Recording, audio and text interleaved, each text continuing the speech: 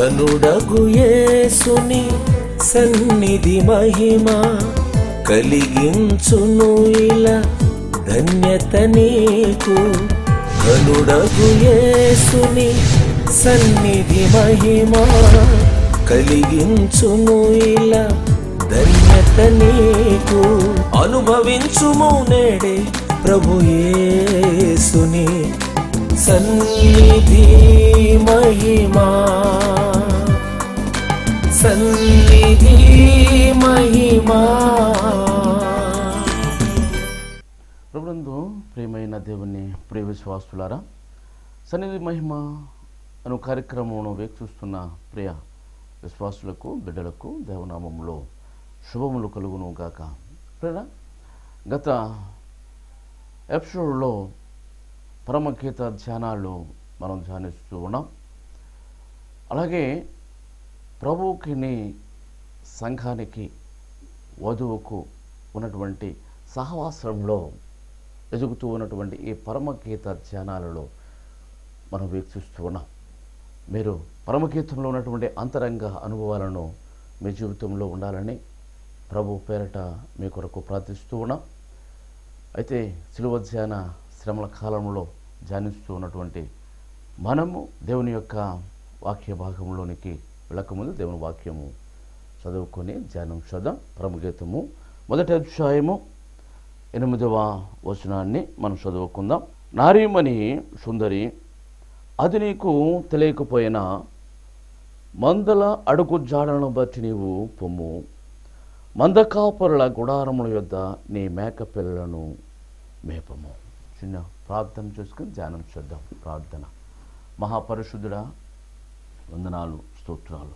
ఈ సమయంలో కొన్ని నిమిషంలో ఆయన మీ పాదాల యొద్ద మమ్మలను గడిపే భాగ్యం అనుగ్రహించా. ఇదిగో ప్రభు, మాతో ఉంటూ ఉన్నటువంటి ప్రియ విశ్వాసులను బిడ్డలను చూస్తున్నటువంటి ప్రతి విశ్వాసి అంతరంగ జీవితంలో నీకు అనుకూలముగా నైనా సిద్ధపడే భాగ్యమును దయచేయమని నాయన నీవు సంఘమును ప్రేమిస్తూ ఉన్నావు. నారీమణి సుందరి అని పిలుస్తూ ఉన్నావు. నీ రక్తంలో కడగబడినటువంటి నీ యొక్క గాయములో నుంచి స్రవించిన రక్తము ద్వారా తయారు చేయబడినటువంటి ఈ సంఘమును నీవు నారీమణి సుందరి అని పిలుస్తున్నటువంటి ధ్యాన వాక్యంలో మేము ధ్యానించుకునే భాగ్యమును మాకు దయచేయమని యేసయ్య పరిశుద్ధ నామములో బ్రతుములాడు వినయముగా వేడుకొనుచున్నాము తండ్రి. ఆమేన్. ప్రభునందు ప్రియమైన దేవుని ప్రియ విశ్వాసులారా, దేవుని యొక్క ఉన్నతమైనటువంటి స్థితి కలిగి ఉండటమే ప్రభువుకు విశ్వాసకి ఉన్నటువంటి సంబంధం. ఈ వాక్య భాగంలో నారీమణి సుందరి, అది నీకు తెలియకపోయినా మందల అడుగు జాడలను బట్టి నీవు పొమ్ము, మంద కాపురుల గుడారముల యొద్ద నీ మేక పిల్లలను మేపము. ప్రభువు సంఘాన్ని మాట్లాడుతున్నటువంటి మాటలు ఏమిటి అంటే నారీమణి సుందరిని పిలుస్తూ ఉన్నాడు. ప్రభువు అంతరంగ స్థితిని బట్టి నారీమణి అని పిలుస్తూ ఉన్నాడు. నీలో ఉన్నటువంటి విశ్వాసమును బట్టి, నీవు సిద్ధపడినటువంటి సిద్ధపాటును బట్టి నారీమణి అని పిలుస్తూ ఉన్నాడు. దేవుడు ఆదామును తన పోలిక చెప్పున రూపొందించుకొని తనకు గాఢ నిద్ర కలుగజేసి తన ప్రక్కటెముకను తీసుకుని వెళ్ళి స్త్రీనిగా తీసుకుని వచ్చి ఆదాము దగ్గరికి వచ్చాడు. ఆదాము అంచున్నాడు, ఆదాము ఇది నాది అంచున్నాడు. ఎందుకు అంటే నా ఎముకలలో ఎముక, నా మాంసములో మాంసము, ఇది నాది, నారి అనబడును అనే ఆదికాండము 2వ అధ్యాయము 23వ వచనములో కనబడుతూ ఉన్నది. మనం గమనించినట్లయితే దేవుని వాక్య భాగములో ఆదాము అవలు సమానముగా మనం చూడగలుగుతూ ఉన్నాం.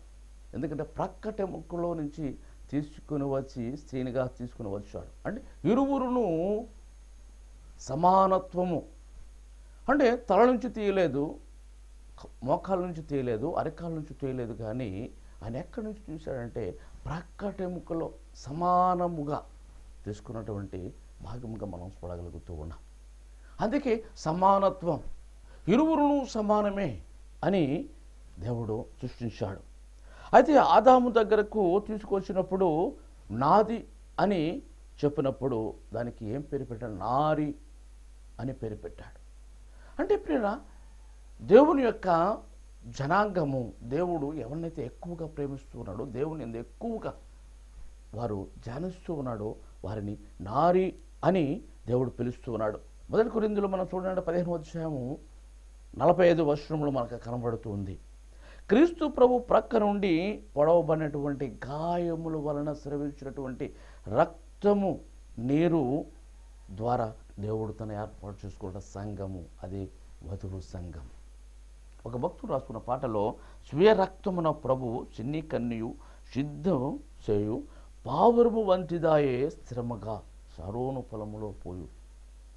కనుక ప్రియ, దేవుని యొక్క ఉద్దేశం కనుక ఆయన రక్తములో నుంచి కడగబడి ఏర్పడినటువంటి సంఘమే నారీమణి అని పిలుస్తూ ఉన్నాడు.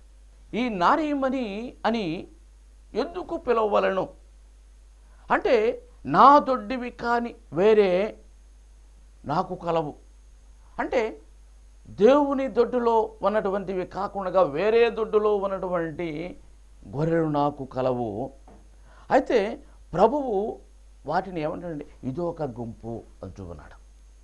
అంటే యోహాను సువార్తలో 10వ అధ్యాయంలో 16వ వచనంలో మనకు కనబడుతూ ఉన్నట్లుగా కనబడుతుంది. ఒక గుంపు, ఈ దొడ్డులో ఉన్నటువంటి గొర్రెలు కాకుండా వేరే దొడ్డులో ఉన్నటువంటి గొర్రెలను సమకూర్చటమే ఒక గుంపు అంటూ ఉన్నాడు. అయితే యూదులలో భక్తిపరులు ఉండవచ్చు.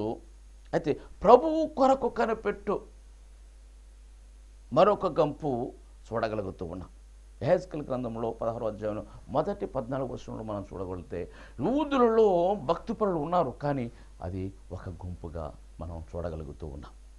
క్రైస్తవ సంఘంలో బహిరంగ సభలో జరుగుతూ ఉన్న అనేక మంది రావచ్చు, కానీ అది ఒక గుంపు. ఇప్పుడు మనం గమనించినట్లయితే క్రీస్తు సంఘములో అంతరంగ జీవితంలో సంఘములో ఉన్నటువంటి వారు ఒక గుంపు.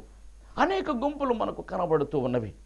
అయితే ఈ గుంపులన్నీ మిక్కిలి శ్రేష్టమైనటువంటి అనుభవం కలిగినటువంటి ఈ గుంపు పేరు పెండ్లి కుమార్తె లేక వధువు సంఘముగా ప్రభువు దీనిని ఏమంటున్నాడంటే నారీమణి అని పిలుస్తూ ఉన్నాడు. ఇప్పుడు మనం గమనించినట్లయితే అంతరంగంలో అనుభవముతో ఉన్నటువంటి సంఘాన్ని ఎవరైతే తయారు అవుతూ ఉందో, అనేక మంది సంఘాలు ఉండవచ్చు, అందరూ కలిసి ఎవరు అంతరంగ జీవితంలో ఉంటారో వారిని ఏమంటారంటే నారీమణి అని అన్నాడు. అలాగే 2వ పదములో సుందరి. ఈ సుందరి అని మనం ఈ వచనంలో మనం చూడగలిగితే దేవుడు సృష్టించినటువంటి సృష్టి ఎంతో సుందరమైనటువంటిగా మనకు కనబడుతూ ఉన్నది. ఈ సుందరమైనటువంటి సృష్టిలో ఆదాము అవ్వలు సుందరమైనటువంటి వారిగా కనబడుతుంది. ఎంతో సుందరమైన ఏదోను తోటలో వారు ఉన్నప్పుడు ఎంతో అందమైనటువంటి స్థితి, సుందరమైన స్థితి మనకు కనబడుతుంది. అయితే సాతాను వల్ల పాడైపోయినటువంటి ఈ మనుషులు ఆదాము అవ్వలు అంత సుందరముగా ఉంటే, సాతాను వల్ల పాడు కానటువంటి రెండవ ఆదామైనటువంటి యేసుక్రీస్తు ప్రభు ఇంకా సుందరమైన వాడు. పాడైనటువంటి ఇద్దరే అంత సుందరమైన వాళ్ళైతే, పాడు కానటువంటి మన ప్రభు ఎంత సుందరమైన వాడు. ప్రేరా, పాడు కానటువంటి పరిశుద్ధమైనటువంటి జీవితంలో ఉన్నటువంటి నీ అంతరంగ జీవితంలో ఉన్నటువంటి అది సుందరి అని పిలుస్తూ ఉన్నాడు. మరియమ్మ సుందరమైనటువంటి అందమైనటువంటి స్థితిలో ఉంది, కానీ మరియమ్మను కన్నటువంటి బిడ్డ యేసుక్రీస్తు ప్రభు ఇంకా సుందరమైనటువంటి వాడు. ఇప్పుడు మనం గమనించినట్టే యూదుల నుండి వచ్చినటువంటి శరీరమును బట్టి అందమైనటువంటి సుందరులుగా కనబడుతున్నారు. అయితే దేవత్వము కలిగినటువంటి దేవుడు కనుక ఆత్మను బట్టి అంతరంగముగా అంతకంట సుందరమైనటువంటి వాడు. ఎఫెసీయులకు రాసిన పత్రికలో 5వ అధ్యాయం 27వ వచనంలో మనకు కనబడుతుంది. చదవగలిగితే సంఘము సుందరమైనటువంటి స్థితి కలిగి ఉండాలని దేవుడు ఏమంటున్నాడంటే సుందరి అని పిలుస్తూ ఉన్నాడు. పిలిపిలకు 3వ అధ్యాయము 21వ వచనంలో మనం చూడగలిగితే, అపోస్తుల కార్యములు 20వ అధ్యాయంలో 28వ వచనంలో మనం చూడగలిగితే, దానిని బట్టి తన రూపములోనికి, యేసుక్రీస్తు ప్రభు రూపములోనికి ఎవరైతే రూపమును దాల్చుకుంటారో, ఎవరైతే ఆ రూపమును కలిగి ఉంటారో ఆ సుందరమైనటువంటి స్థితిని కలిగి ఉంటారు. రూపాంతరపు కొండ మీద ఆయన రూపాంతరం పొందినటువంటి స్థితిని బట్టి ఎంత అందముగా ఉంది. ఏ సాకలి ఉతకనటువంటి తెలుపు తెల్లని అంత సుందరమైనటువంటి వాడిగా ఉండాలంటే మన అంతరంగ జీవితంలో ఏ కలంకము లేకుండా ఉండగలిగి ఉండాలి. సంఘము యొక్క సౌందర్య స్థితిని ప్రభువు తెలుపుతూ ఉన్నటువంటి లక్ష్యం. అలాగే ప్రకటన గ్రంథంలో 21వ అధ్యాయంలో 9వ వచనం 10వ వచనంలో మనకు కనబడితే, 1000 ఏండ్ల పరిపాలన క్రీస్తు ప్రభువు కాలమును బట్టి వారు వచ్చినటువంటి స్థితిని బట్టి సుందరమైన స్థితి. ఎందుకంటే పరలోకంలో 1000 ఏండ్ల కాలంలో ప్రభువుతో ఉంటారు కనుక, ప్రభువుతో ఎవరైతే ఉంటారో వారు సుందరమైనటువంటి స్థితిని మనం కలిగి ఉండాలి. ఇప్పుడు మనం గమనించినట్లయితే రోమీయులకు రాసిన పత్రిక అపోస్తలుడైన పౌలు గారు రాస్తున్నాడు. 8వ అధ్యాయం 9వ వచనంలో, ఆదాము అవ్వలు ఆజ్ఞలను మీరి మహిమను పోగొట్టుకున్నారు. వారు ఆజ్ఞలను మీరి పాడైపోయారు, కానీ సృష్టి మాత్రము సుందరమైనటువంటి స్థితిలోనే ఉన్నది. ఇప్పుడు మనం గమనించినట్లయితే దేవాలయంలోకి వచ్చినటువంటి వారు ఎటువంటి వారైనా కానీ దేవాలయము పరిపూర్ణమైనది, పరిశుద్ధమైనది, నిష్కలంకమైనది ప్రభు ఉన్నాడు. అందుకే దేవాలయంలోనికి వచ్చినట్టు ప్రభు మొత్తం అన్ని గువ్వలమ్మల వారిని పడగొట్టి కోపపడటం, క్లీన్ సుందరమైనటువంటి దేవాలయముగా ఆయన తయారు చేశాడు. ఇక 3వదిగా మనం గమనించినట్లయితే, అది నీకు తెలియకపోయినా, నారీమణి సుందరి అది నీకు తెలియకపోయినా, ఇంత ఆత్మీయ అనుభవంలో ఉన్నటువంటి నీవు ఆత్మీయ అనుభవం లేనటువంటి వారిని నీవు చూసినప్పుడు అది నీకు తెలియదా? వారు ఎటువంటి అనుభవంలో ఉన్నారు, ఎటువంటి స్థితిలో ఉన్నారు మనం తెలుసుకోవాలని ప్రభు మనను ఆజ్ఞాపిస్తూ ఉన్నాడు. అయితే అందరి యొక్క అంతరంగ స్థితి తెలిపినటువంటి భావము బైబిల్ గ్రంథంలో మనకు ఉన్నది. బైబిల్ గ్రంథంలో బట్టి మనం తెలుసుకోవలసిన ఎవరు ఎటువంటి వారు, ఎటువంటి వారిగా మనం గమనించవలసినదో దీంట్లో తెలియజేస్తుంది. విశ్వాసులు నడిచిన మాదిరి, నేర్పించే బోధలు, అయితే నాతో నీకు సహవాసము, నాతో ఉన్నటువంటి బోధలు నీవు అలవర్చుకోవాలి. కానీ విశ్వాసులు ఎవరో, అంతరంగ స్థితిలో ఎవరో, బహిరంగ స్థితిలో ఉన్నవారెవరో అది నీకు తెలియదా అంటూ అన్నాడు. నన్ను ప్రశ్నించి తెలుసుకోవలసినటువంటి అనుభవము నీకున్నది. నా స్వరూపములో సౌందర్యము కావాలని ప్రయాస పడుతూ ఉన్నటువంటి వాడిగా ప్రభు కనబడుతూ ఉన్నాడు. ప్రతి మంది యొక్క అనుభవము ఎంత ఉన్నది, ఏమిటి అనేది తెలుసుకోవలసినటువంటి వాడిగా నువ్వు ఉన్నావు. అందుకే అంటున్నాడు, అది నీకు తెలియకపోయినా. మనం గమనించినట్లయితే దేవుని యొక్క లేఖనంలో మార్త ప్రేమతో కూడినటువంటి ప్రశ్న ప్రభు నిందగా మారుతూ ఉంది. అదేంటంటే, ప్రభువా నీవు ఇక్కడ ఉండిన ఎడల నా సహోదరుడు బ్రతుకును. ఇప్పుడు మనం గమనించినట్లయితే దేవుడు ఆ సమయంలో ఒక నింద వేస్తూ ఉంది. ప్రభు లేడు కాబట్టి నా సహోదరుడు చనిపోయాడు, నీవు కానీ ఉంటే నా సహోదరుడు సావకుండా ఉండును. ప్రభు అంటున్నాడు, ఏమంటున్నాడంటే నీ సహోదరుడు మళ్ళా బ్రతుకును అని. ప్రభువు దగ్గరకు వచ్చిన తర్వాత ఎటువంటి వారినైనా బ్రతికించగలిగినటువంటి సజీవము కలిగినటువంటి దేవుడు. నమ్ముట నీవునైతే నమ్ము, వానికి సమస్తమును సాధ్యం. ప్రభువు నువ్వు పిలిస్తే వచ్చినప్పుడు, ప్రభువు మన దగ్గర ఉన్నప్పుడు ఎటువంటి పనిను మనకు జరుగుతుంది. ఇప్పుడు మనకు కలుగుతుంది, నన్ను చూసిన వాడు నా తండ్రిని చూస్తున్నాడు. ఇది ఎంత గొప్ప మాట. ఇప్పుడు మనం గమనించినట్లయితే యేసు ప్రభు చూసినవాడు తండ్రిని చూసినాడు అంటున్నాడు ప్రభు. నన్ను చూసినవాడు నా తండ్రి చూసి, అందుకే తన పోలిక చెప్పిన మొదటి నన్ను చేసినటువంటి వాడిగా మనకు కనపడుతున్నాడు. ఇప్పుడు మనం గమనించినట్లయితే, అందుకే 4వదిగా మనం గమనించినట్లయితే, మందల అడుగుజాడలను బట్టి నీవు పొమ్ము. మందల అడుగుజాడలను బట్టి నీవు పొమ్ము. మందలు కాపరి అయినటువంటి ప్రభువును మనం గమనించుతూ ఉంటాం. ప్రభువు ఎవరంటే మన కాపరి. యెహోవా నా కాపరి, నాకు లేమి లేదు. ఆయన మన కాపరి అయితే మనకు ఎటువంటి లేమి లేదు. మనం గమనించుంటే 1 పేతురు 5వ అధ్యాయంలో 4వ వచనంలో ఆయన మన ప్రధాన కాపరి అంచుకున్నాడు. ప్రేరా లోకసువార్త 12వ అధ్యాయం 32వ వచనంలో అక్కడ ఉన్నటువంటి చిన్న మంద కనబడుతూ ఉంది. ఈ చిన్న మందే సౌందర్యము కలిగినటువంటి మందగా కనబడుతుందాం. ఎక్కడ 2 లేక 3 కలిసి నా నామములో ప్రార్థన చేస్తారో అక్కడ నేను ఉన్నాను. ప్రభువుతో ఉన్నటువంటి 2 3 సౌందర్యం కలిగినటువంటి బిడ్డలుగా, విశ్వాసులుగా, అంతరంగ అనుభవం కలిగినటువంటి వారిగా, ప్రభువును చూసేవారిగా కనబడుతుంది. యెరెమయా భక్తుడు 13వ అధ్యాయం 2వ వచనంలో ప్రభువును కనులారా చూసిన ఆయన వెంబడించిన మంద, అంటే ప్రభువును వెంబడించే మంద ఎవరైతే ఉంటారో అనుభవముతో కూడినట్టు ఉండ ప్రియ. ప్రభువును వెంబడించే మంద ఏమంటున్నాడంటే ఆయనను వెంబడించుము అంచుకున్నాడు.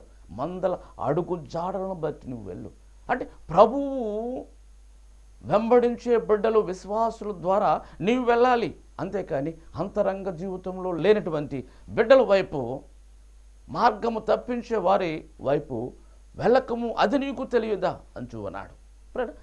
ప్రభువు ఏమంటాడంటే మందల అడుగు జాడలను బట్టి నీవు పొమ్ము. అంటే కాపరులు ఏ విధముగా వెళుతూ ఉంటారో ఆ విధముగా నీవు వెళ్ళము.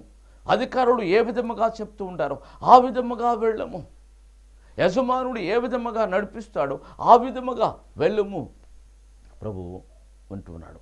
ఆయన జీవించినట్లే జీవించినటువంటి మంద, ఆయన బోధించినట్లే బోధించినటువంటి మంద, ఆయన సహించినట్లే శ్రమలు సహించినటువంటి మంద. ఇప్పుడు మనం గమనించినట్లయితే ఆయన చేసినట్లే అద్భుతాలు, యేసు ప్రభు చేసిన అద్భుతాల కంటే ఆయన శిష్యులు పేతురు గారు ఇంకా మరెన్నో అద్భుతాలు చేశారు. ఆయన చేయలేనటువంటివి పేతురు గారు కూడా చేశారు. కనుక అద్భుతాలు ప్రభువు చేశారు కనుక మనం కూడా ఆయన శిష్యులు చేయవలసిన వారిగా ఉన్నారు, చేయవలసిన వారిగా నేర్చుకోవాలి. ఆయన తండ్రిని కనపరుచినట్లు ఆయనను కనపరచుము. నిన్ను కనపరుచు, నన్ను కనపరచు అని నేను కనపరుస్తానని దేవుడు అంటున్నాడు. ఎవరైతే ప్రభువును కనపరుస్తారో, ప్రభువు తట్టు తిరుగుతారో, ఆయన తట్టు, దేవుని తట్టు తిరుగుతారో, దేవుడు వారి తట్టు తిరుగుతారు. పొదలో మోషే ఆ పొదలో మండుతున్న మంటను చూసి తిరిగాడు. ప్రభు మోషేను పిలుస్తాడు, ప్రభు పిలుస్తాడు. మన దేవుని వైపు తిరిగితే దేవుడు మన తట్టు తిరిగి అనుభవంలోనికి, దేవునితో మాట్లాడే అనుభవంలోనికి, దేవుని స్వరం విన్న అనుభవంలోనికి, అంతరంగ అనుభవంలో ఉన్నటువంటి వారిగా మనం చూస్తూ ఉన్నాం. ఇప్పుడు మన అపొస్తలుడు పౌలు గారు ఏమంటున్నాడంటే, నేను క్రీస్తును పోలి నడుచుకుంటున్నారు, మీరు నన్ను వెంబడి నడుచుకోండి అంటున్నాడు. నేను క్రీస్తును వెంబడిస్తూ ఉన్నాను, మీరు నన్ను వెంబడించండి. ఇప్పుడు మనం గమనించినట్లయితే దేవుని యొక్క సంగమా, విశ్వాసులారా, మీరు ఎవరిని వెంబడిస్తున్నారు? లోకంలో ఉన్నవారిన యేసుక్రీస్తు ప్రభు మన కొరకు ఆయన శిలువలో కాచిన రక్తంతో మనలను శుద్ధీకరించిన, సిద్ధపరిచిన వధువు సంఘముగా ఏర్పాటు చేసుకుంటానే సంఘమును ఏ విధముగా ఉంటుంది అనేది మనం చూద్దాం. ఇట్లా ప్రభు అడుగు జాడల్లో ఎవరు నడుస్తారో వారి వీరు అనగానే నారీమణి సుందరి అని మనం మొదలుస్తాం. అలాగే అంతరంగ అనుభవంలో ఉన్నటువంటి మందలను మనం చూడగలుగుతూ ఉన్నాం. ఇటువంటి అంతరంగ జీవితంలో ప్రభువును వెంబడించటమే వధువు సంఘము. కనుక మహిమాంతుర స్థితి కలిగినటువంటి మందలు ఎవరైతే ఉంటారో, ఆ సన్నిధి కలిగినటువంటి మందలు, దేవుని ప్రార్థన మందిరములు కలిగినటువంటి ఇల్లులు ఎవరైతే కలిగి ఉంటారో వారిని దేవుడు వెంబడించే మందలుగా మనకు కనబడుతుంది. ఇక 5వదిగా మనకు కనబడినప్పుడు, మంద కాపురుల గుడారముల యొద్ద నీ మేక పిల్లలను మేపుము. మంద కాపురుల గుడారములు అంటే దేవుడు ఏర్పాటు చేస్తున్నటువంటి మంద కాపురులు, దేవుని సేవకులు, దైవవాక్యమును అందించే సేవకులు. కనుక ఈ మంద ఏ రీతిగా నడుచుకోవలసినటువంటి రీతిగా ఉందో ఆ విధముగా నడవలసినటువంటి వారిగా మనకు కనబడుతుంది. అంటే చూపించే నడిపించే ఈ మంద కాపరులు ఏ విధముగా ఉంటారో వారి విధానాన్ని, మంద కాపరులే సరిగా లేనప్పుడు మంద చెదిరిపోతూ ఉంటుంటాయి. అలాగే ప్రేరణ మంద కాపరి ప్రభువు మార్గంలో వెళ్ళగలిగితే ఈ సంఘంలో కూడా మంద కాపరిని వెంబడిస్తూ ఉన్నట్లుగా ప్రభువు అందుకంటాడు మంద కాపరుల గుడారములు అనగా దేవుని ఆలయములు కావచ్చు, దేవుని గుడారం అంటే మోసే గుడారములు కావచ్చు. ఇక్కడ గుడారములు అనగానే దేవుడు సంఘ కాపరులు సంఘము కలుసుకొను సంభాషించే స్థలము. అప్పుడు మోసే గారు ఇజ్రాయెల్ ప్రజలు ఆ గుడారములు మోసే గుడారములు చూసినప్పుడు నిర్గమకాండంలో 29వ అధ్యాయం 42-43 వచనాల్లో ఈ గుడారములు ఏంటంటే ప్రభువు కలుసుకునే గుడారం. ప్రియా ఈ గుడారంలో ఉన్నటువంటి ఈ కాపరికి ఉండవలసినటువంటి ఈ గుడారములు చాలా ప్రాముఖ్యమైనవి. కాపరికి ఉండవలసిన గుడారములు అంటే సంఘం కావచ్చు, తన గుడారంలో తన కుటుంబము కొరకు ఏర్పాటు చేసుకున్నటువంటి క్షేమం కొరకు ఒక గుడారం. గుడారం అంటే ప్రార్థనా గది. ప్రార్థనా గది. ఈ ప్రార్థన గదిలో ఈ కాపరి వెళ్ళి తన కుటుంబం కొరకు, తన పిల్లల కొరకు, తన యొక్క క్షేమం కొరకు ప్రార్థించే గదే ఒక గుడారం. మోషే తన ఇశ్రాయేలు ప్రజల కొరకు ప్రార్థించే గుడారం.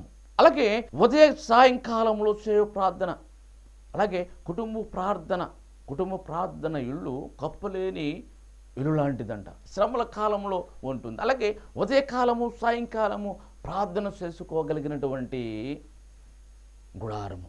అలాగే విజ్ఞాపన ప్రార్థనలు, పండుగలు కొనటానికి కొరకని ఏర్పాటు చేసుకున్నటువంటి ఈ ప్రార్థన కూటములు కానీ ప్రార్థనలు కానీ ఒక గుడారం లాంటివి.